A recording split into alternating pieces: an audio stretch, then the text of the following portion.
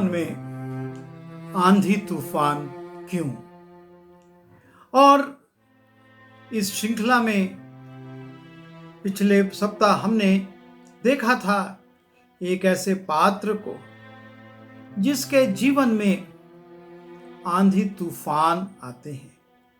वो एक अच्छा व्यक्ति था और उसके बावजूद भी उसके जीवन में आंधी तूफान आए, क्योंकि परमेश्वर उसके जीवन की उस कमजोरी को, उस पाप को जिसको वो भूल चुकी थी, स्मरण कराकर उससे प्रायश्चित कराना चाहता था, ताकि वो जब परमेश्वर के सामने जाए तो दाग रहित, पाप रहित और दोष रहित हो। जीवन में आंधी तूफान आने का मतलब ये नहीं है कि हम पापी हैं, हमने बहुत सारे गुनाह परमेश्वर के विरुद्ध किए हैं। पर जब हम परमेश्वर के साथ मिलकर चलते हैं, उसकी इच्छा के अनुसार चलते हैं, तब भी हमारे जीवन में आंधी तूफान आ सकते हैं और आते हैं। और आज हम जिस पात्र के विषय में अध्ययन करेंगे, उसके जीवन में एक नहीं, दो नहीं, तीन नहीं, 7 तूफान आते हैं। परमेश्वर उसके जीवन में 7 तूफानों को आने देता है और ये पात्र है यूसुफ। जब हम यूसुफ के विषय में देखते हैं, हम पाते हैं कि वो बहुत अल्प आयु में ही भलाई और बुराई को समझने लगा था और वो बुराई से अलग रहता था। वो बुराई के तत्कालिक लाभ को नहीं लेता था, लेकिन बुराई से अलग रहता था, बुराई को वो दूर रखता था अपने जीवन से। जब हम उत्पत्ति की पुस्तक उसके 37वें अध्याय के 2 पद को देखते हैं, वहां पर लिखा हुआ है, और याकूब के वंश का वृत्तांत ये है कि यूसुफ 17 वर्ष का होकर अपने भाइयों के संग भेड़ बकरियों को चराता था, और वो लड़का अपने पिता की पत्नी बिल्हा और जिल्पा के पुत्रों के संग करता था, और उनकी बुराइयों का समाचार अपने पिता के पास पहुंचाया करता था। उसके भाई जो गलत कार्य करते थे, जो बुराई करते थे, वो उससे ना सिर्फ अपने आप को अलग रखता था, लेकिन उस बुराई का समाचार अपने पिता को देता था, ताकि पिता उसके भाइयों को उन बुराइयों को करने से रोकें या उनको दंडित करें। वो बुराई से घृणा करता था और ये चाहता था कि उसके भाई भी उससे बुराई से दूर रहें। ना सिर्फ वो ये वृतांत अपने पिता को देता था, लेकिन उसके जीवन में पिता के प्रति आज्ञाकारिता थी। और जब हम 13वें पद में देखते हैं, और जब पिता उसको आज्ञा देता है कि जा, तेरे भाई लोग जब गए हुए हैं और उनको भोजन की वस्तुएं पहुंचा दे और उनका कुशल क्षेम का समाचार लिया, वो कहता है, तब इस्राएल ने यूसुफ से कहा, तेरे भाई तो शेकेम ही में बकरी चरा रहे होंगे, सो जा, मैं तुझे उनके पास भेजता हूं। उसने उससे कहा, जो आज्ञा, मैं हाजिर हूं। वो अपने पिता से कहता, जो आप आज्ञा देंगे उसको पूरा करने के लिए मैं हाजिर हूं। और वो अपने भाइयों को भोजन वस्तु पहुंचाने के लिए और उनका हालचाल लेने के लिए शकेम जाता है, और जब वहां नहीं मिलते तो वो उनको ढूंढता हुआ दोतान तक चला जाता है और वहां पर उनको पाता है। उसके जीवन में अपने पिता के प्रति आज्ञाकारिता थी, वो उसका एक आज्ञाकारी पुत्र था। इसकी आयु के विषय में लिखा है, सिर्फ ये 17 वर्ष का था।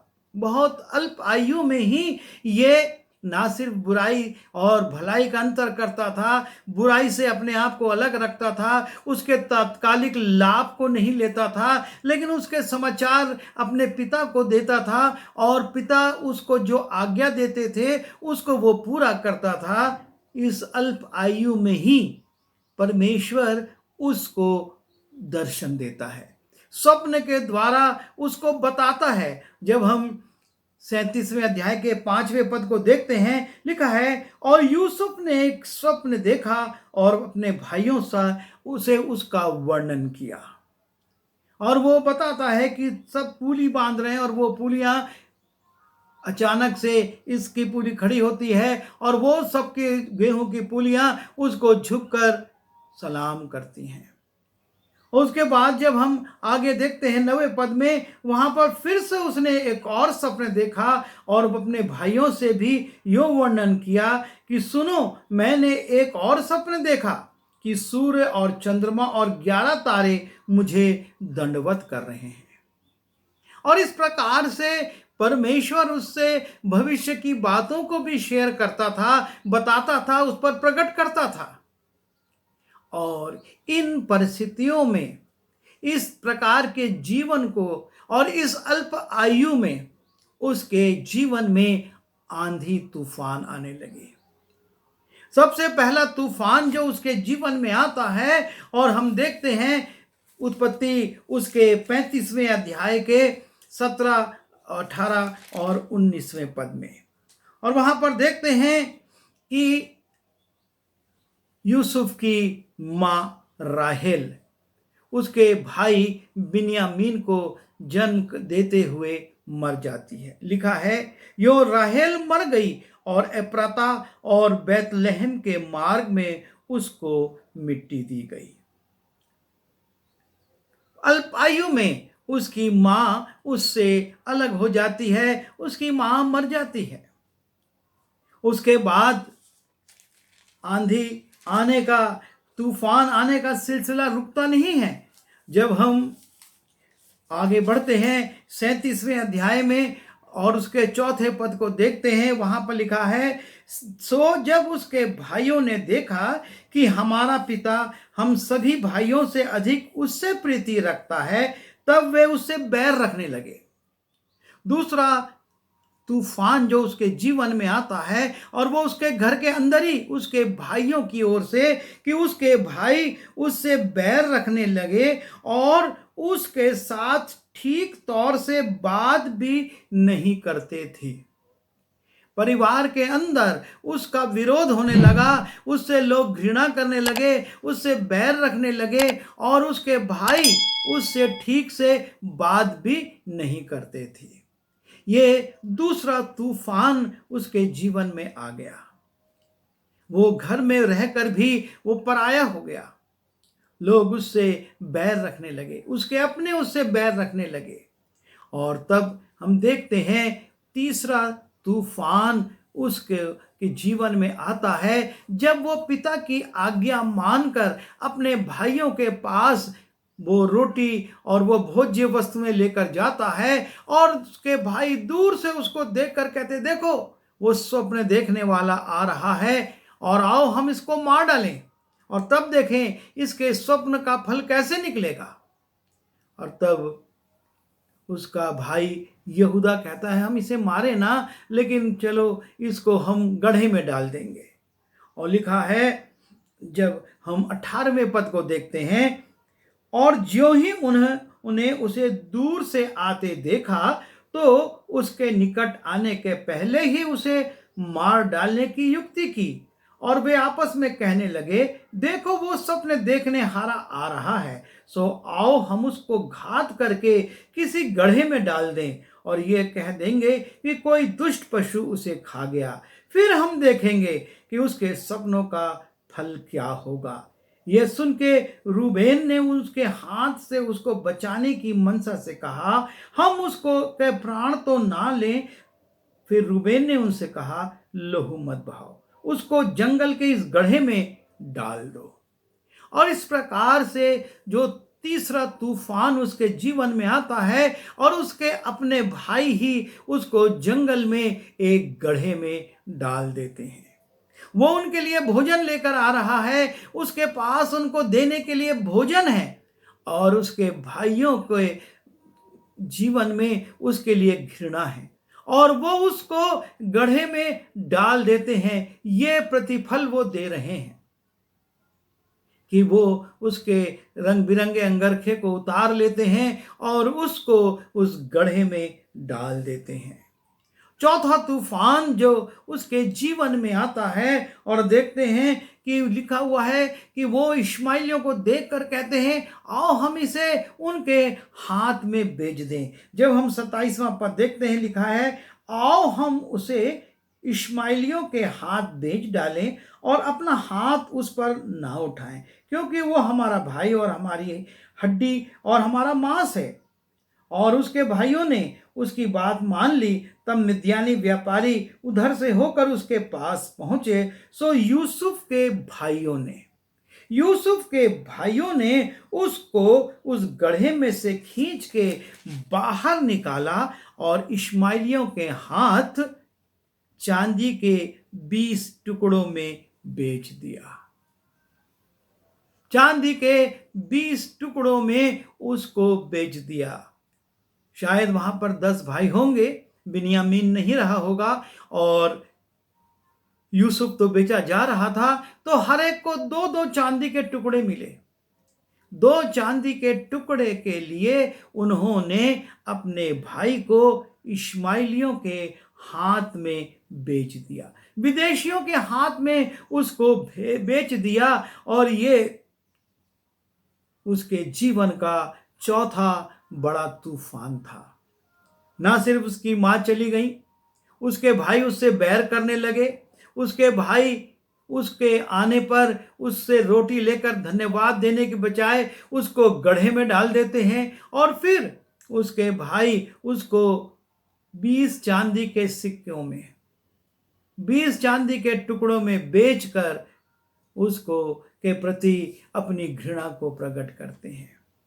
5वां तूफान जो उसके जीवन में आता है, और जब हम इसी 37वें अध्याय के 36वें पद में जाते हैं, ये इश्माइली भी उसको दूर देश में ले जाते हैं और मिस्र देश में उसको एक गुलाम के रूप में राजा के एक सेवक के हाथ में बेच देते हैं। लिखा है, और मिद्यानियों ने यूसुफ को मिस्र में ले जाकर पोतीपर नाम फिरौन के एक हाकिम और जल्लादों के प्रधान के हाथ बेच डाला। वो गुलाम बनाकर बेच दिया गया। उसके जीवन में ये 5वां बड़ा तूफान आया। अब वो अपने देश में भी नहीं है। अपने देश में होता तो शायद कुछ उम्मीद करता कि मैं आने वाले दिनों में आज़ाद हो जाऊंगा, कोई मुझको छुड़ा लेगा। लेकिन अब वो मिस्र देश में और एक बड़े अधिकारी के हाथ में बेच दिया गया है। और तब हम देखते हैं कि वहां पर भी परमेश्वर उसके साथ था, और उसमें परिस्थिति में भी जबकि परमेश्वर उसके साथ है, उसको वो बड़ी बड़ी सफलताएं दे रहा है। पोतीपर उसको अपने घर का अधिकारी बना देता है और सारी संपत्ति उसके हाथ में छोड़ देता है। और एक बार फिर उसका जीवन जब सरल हो गया था और परमेश्वर की उपस्थिति उसके साथ थी, और इस बात को उसका मालिक भी समझता था कि परमेश्वर इसके साथ रहता है, इसलिए जो काम यह करता वो सफल होता है। वो अपनी संपत्ति उसके हाथ में सौंप कर निश्चिंत हो जाता है। लेकिन उस आराम में भी फिर से तूफान आता है, और पोतीपर की पत्नी उस पर एक झूठा आरोप लगाकर उसको जेल में डलवा देती है। एक बड़ा तूफान उसके जीवन में आ गया। जो आरोप उस पर लगा उसका दंड मृत्यु हो सकता था, उसको मृत्यु दंड दिया जा सकता था, लेकिन वो जेल में चला गया। उसको यातनाएं दी गई, उसको नाना प्रकार से हथकड़ियों से और बेड़ियों से जकड़ा गया। और ये एक बड़ा तूफान, जबकि वो बड़ी ईमानदारी से अपने स्वामी के घर में काम कर रहा था, उसकी संपत्ति दिन दूना रात चौगुना बढ़ रही थी, उस परिस्थिति में ये तूफान आया और वो जेल में डाल दिया गया। जब हम उत्पत्ति उसके 39वें अध्याय के 19 और 20 पद को देखते हैं, वहां पर लिखा है, अपनी पत्नी की ये बातें सुनकर कि तेरे दास ने मुझसे ऐसा ऐसा काम किया, यूसुफ के स्वामी का कोप भड़का, यूसुफ के स्वामी का को भड़का और यूसुफ के स्वामी ने उसको पकड़कर बंदी गृह में, जहां राजा के कैदी बंद थे, डलवा दिया। वो बंदी गृह में डाल दिया गया और तब बंदी गृह में भी परमेश्वर की उस उपस्थिति उसके साथ थी और परमेश्वर उसके कामों को सफल करता था। और इस बात को उस जेल के अधिकारी ने समझा और जेल के दायित्वों को यूसुफ के हाथ में दे दिया। एक बार फिर उसका जीवन उन विपरीत परिस्थितियों में भी ठीक से चलने लगा।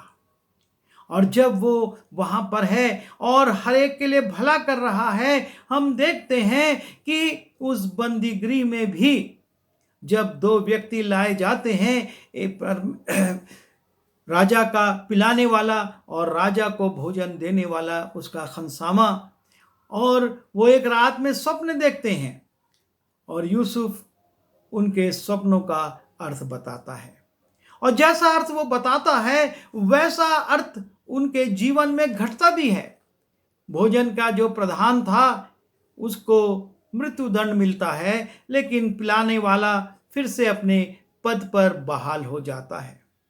और यूसुफ ने उस स्वप्न को बताते समय ये कहा था कि जब ये घटित हो तो तुम मुझको भूलना नहीं, लेकिन मुझको भी इस जेल से बाहर निकालने का उपाय करना। लेकिन सातवां तूफान आता है कि पिलाने वाला जो कि राजा के यहाँ फिर से उसके पद पर नियुक्त हो गया और राजा को गिलास उठाकर देता था पीने के लिए, पेय पदार्थ देता था, राजा के इतने निकट रहता था, लेकिन वो भी यूसुफ को भूल गया। और लिखा है 2 वर्ष बीत गए। वो निराश हो गया होगा। वो सोचता होगा मैंने इन लोगों के साथ भलाई करी, इनके उदासी में, इनकी समस्या में मैंने इनके स्वप्न को बताकर इनको तसल्ली दी, लेकिन इन्होंने भी मुझको भुला दिया।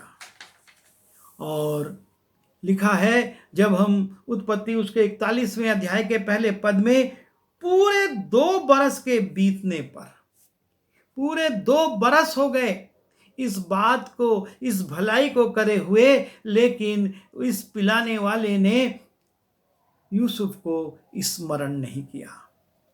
और जब हम भजन संहिता उसके 105वें अध्याय में जाते हैं और वहां पर हम देखते हैं कि किस प्रकार परमेश्वर का वचन इस यूसुफ के साथ घट रही घटनाओं के लिए कहता है कि परमेश्वर उसको कसौटी पर कस रहा था, परमेश्वर उसको जांच रहा था। भजन संहिता 105 के 17, 18 और 19 पद को जब हम देखते हैं, लिखा है उसने यूसुफ नाम एक पुरुष को उनसे पहले भेजा था, जो दास होने के लिए भेजा गया था। लोगों ने उसके पैरों में बेड़ियां डालकर उसे दुख दिया। वो लोहे की सांकलों से जकड़ा गया। जब तक कि उसकी बात पूरी न हुई तब तक यहोवा का वचन उसे कसौटी पर कसता रहा। परमेश्वर का वचन उसको जांचता रहा, कसता रहा। ये संकट, ये विपत्तियां, ये आंधी, ये तूफान यूसुफ के जीवन में इसलिए नहीं आ रहे थे कि उसने बहुत पाप किए थे, परमेश्वर की आज्ञाओं का उल्लंघन किया था, लेकिन उसके जीवन में परमेश्वर ने एक कसौटी को रखा था।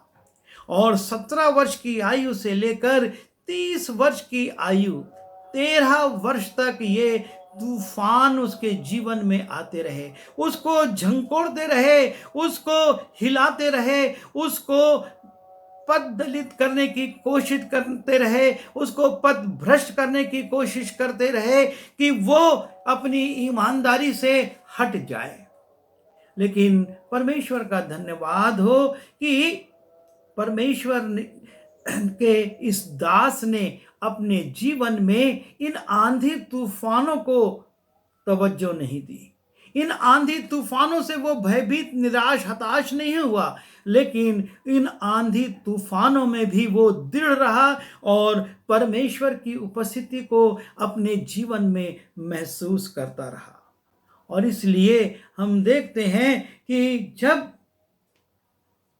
परमेश्वर का समय पूरा हो गया और जब उसने देख लिया कि उसका ये दास उस कसौटी पर जिस पर वो कसा जा रहा था खरा उतरा है, लिखा है 9वें पद में 41वें अध्याय के उत्पत्ति 41:9 में, तब पिलाने हारों का प्रधान फिरौन से बोल उठा कि मेरे अपराध आज मुझे स्मरण आए।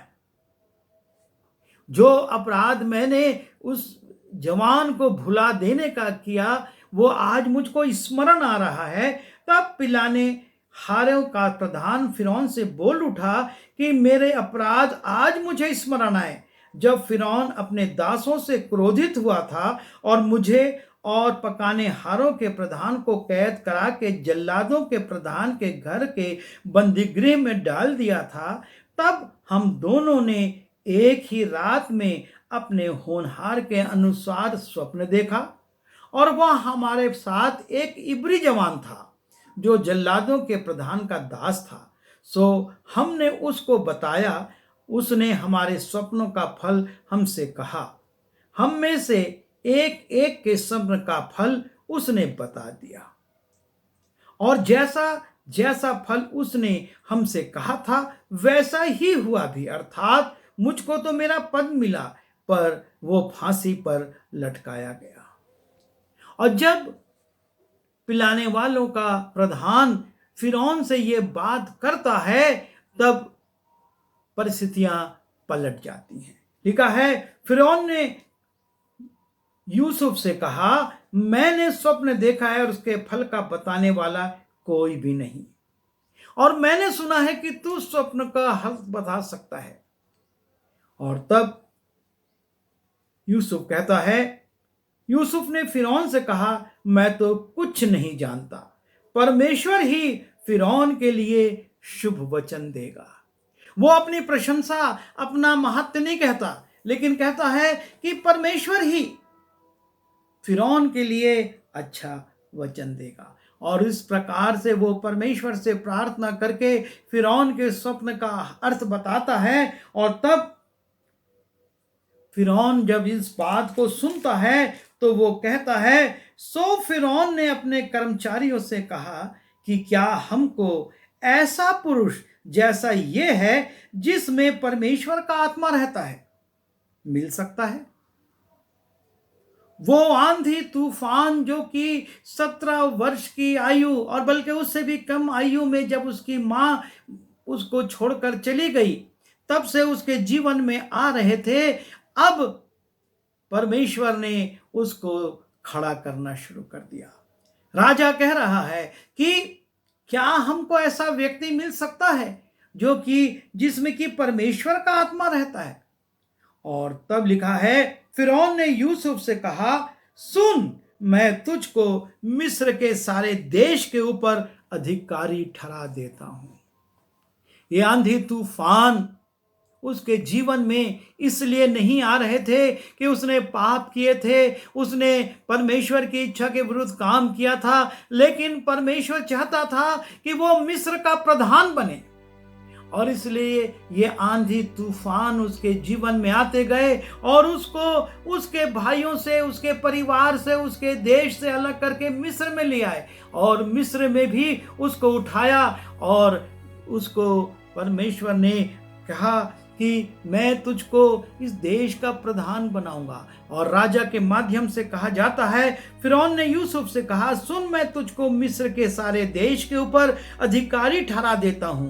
तब फिरौन ने अपने हाथ से अंगूठी निकाल के यूसुफ के हाथ में पहना दी और उसको बढ़िया मलमल के वस्त्र पहना दिए और उसके गले में सोने की जंजीर डाल दी, जिसके हाथों और पैर में लोहे की बेड़ियां थीं, जिसके रंग बिरंगी अंगरखे को उसके भाइयों ने उतार लिया था और जिसको सिर्फ चांदी के 20 सिक्कों में बेच दिया गया था। अब लिखा है कि राजा ने उसके हाथ में अंगूठी पहनाई, गले में सोने की जंजीर डाली, उसको मलमल के वस्त्र पहनाए और जो कि गुलाम बनकर घसीटा गया था, जिसको गड्ढे में डाला गया था, जिसको गहराई में छोड़ दिया गया था, उसके लिए लिखा है उसको अपने दूसरे रथ पर चढ़वाया और लोग उसके आगे आगे ये प्रचार करते चले कि घुटने टेक कर दंडवत करो। और उसने उसको मिस्र के सारे देश के ऊपर प्रधानमंत्री ठहराया। यह है परमेश्वर का काम। आंधी तूफान जीवन में आते हैं, लेकिन कई बार ये आंधी तूफान हमारी उन्नति के लिए होते हैं। वर्तमान बहुत कड़वा लगता है, वर्तमान बहुत ज्यादा नुकसानदेह लगता है अब कुछ नहीं बचा। मैं अपना देश छोड़ चुका हूँ, मैं अपने भाइयों को, परिवार को छोड़ चुका हूँ, मुझको गुलाम बनाकर बेचा जा चुका है और मुझ पर एक भयानक दोष लग चुका है, मैं जेल में डाल दिया गया हूँ। लेकिन परमेश्वर वहीं से अपने काम को शुरू करता है। उसको प्रधानमंत्री बनाने के लिए परमेश्वर ने उसके जीवन में ये आंधी तूफान आने दिए। बहुत सी समस्याएं हमारे जीवन में आएंगी, बहुत सी असफलताएं हमारे जीवन में आएंगी, बहुत सी निंदा और बहुत सी हानिप्रद बातें हमारे जीवन में आएंगी। पर इसका अर्थ ये नहीं कि परमेश्वर हमको दंडित कर रहा है या परमेश्वर ने हमको छोड़ दिया है, लेकिन परमेश्वर हमको और ऊंचाइयों पर ले जाना चाहता है। और इसलिए परमेश्वर हमारे जीवन में ऐसे तूफान आने दे रहा है। और इसलिए धीरज के साथ, नम्रता के साथ, विश्वास योग्यता के साथ, परमेश्वर के को समर्पित जीवन के साथ हम यदि परमेश्वर की आज्ञाओं पर चलेंगे, उसकी इच्छा को पूरा करेंगे, तो उचित प्रतिफल को प्राप्त करेंगे। प्रभु हमारी सहायता करे कि हम विपरीत परिस्थितियों का सामना घबराएं नहीं, लेकिन वीरता के साथ करें और परमेश्वर की आशीष को पाएं। आइए प्रार्थना करें। प्रभु जी, हम यूसुफ के जीवन के लिए धन्यवाद देते हैं, जिसके जीवन में बड़ी अल्प आयु से आंधी तूफान आते रहे, लेकिन प्रभु आपने हर परिस्थिति में उसको संभाला। और जब वो गुलाम बना तब भी आपने उसके साथ अपनी संगति को बनाए रखा, और जब वो विदेश में चला गया तब भी आपने उसको नहीं छोड़ा, और जेल में भी आपने उसको संभाला और अपनी आत्मा से परिपूर्ण किया, जिसका परिणाम हम देखते हैं कि वो मिस्र देश का प्रधानमंत्री बन गया और कालांतर में वो अपने परिवार के भरण पोषण का कारण भी बना। प्रभु जी, हम धन्यवाद देते हैं इस जीवन के लिए, और यही विनती करते हैं कि जब विपरीत परिस्थितियां हमारे जीवन में आती हैं, हम निराश हताश ना हो, हम अपने आप को पापी ना समझें, लेकिन उन परिस्थितियों में भी आपके साथ साथ चलें और देखें कि प्रभु हमारे लिए क्या करता है। आप हम सबों को धीरज की आत्मा दीजिए, ताकि हम बड़े धीरज के साथ, विश्वास योग्यता के साथ आपके मार्ग पर चल सकें। विनती यीशु के नाम से मांगता हूँ, आमीन।